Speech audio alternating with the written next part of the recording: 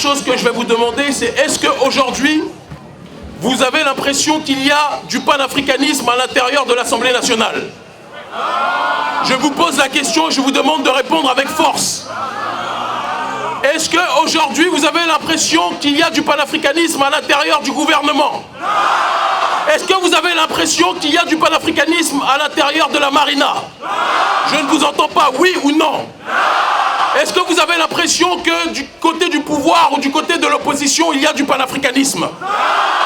Et donc, par conséquent, s'il n'y a pas du panafricanisme, il est peut-être important aujourd'hui que le panafricanisme rentre en scène. De ce triste constat, considérant qu'initialement, nous avions décidé de ne pas nous mêler de la politique ou de toute démarche électorale, mais nous constatons le mépris des élites politiques dans ce pays.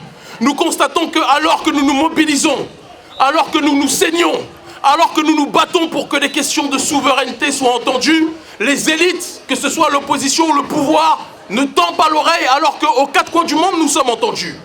Nous sommes entendus au Moyen-Orient, nous sommes entendus en Amérique du Sud, nous sommes entendus en Russie, nous sommes entendus par toutes les nations qui résistent à l'impérialisme, mais nos propres petites élites refusent d'entendre les questions relatives à l'indépendance africaine.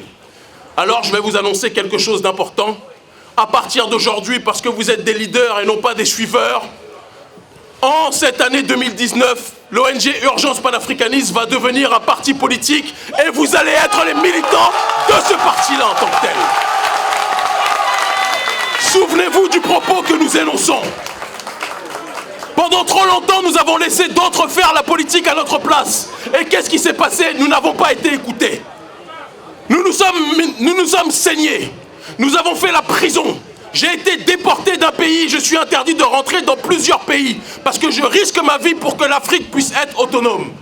Mais la seule chose que nous avons en retour des autorités, c'est de dire « Nous ne sommes pas contre vous, Kémy Séba, mais nous ne sommes pas avec vous. La question de la souveraineté n'est pas une priorité. » Ah bon? La souveraineté et l'indépendance ne doivent pas être une priorité pour nos populations. Est-ce que vous êtes d'accord avec ça, oui ou non? La souveraineté doit être une priorité pour nos pays. Et donc, par conséquent, parce qu'on n'est jamais mieux servi que par soi-même, je demande à chacun d'entre vous, étudiants, étudiantes, chômeurs, journalistes, avocats, banquiers, juristes, de répondre favorablement à l'appel que nous lançons aujourd'hui et qui sera matérialisé dans les semaines à venir pour la structuration du parti politique panafricaniste béninois. Nous avons besoin de chacun d'entre vous. Nous ne disons pas que nous allons nous présenter aux élections législatives, ça sera peut-être les municipales, parce qu'il faut du temps et du sérieux pour faire les choses.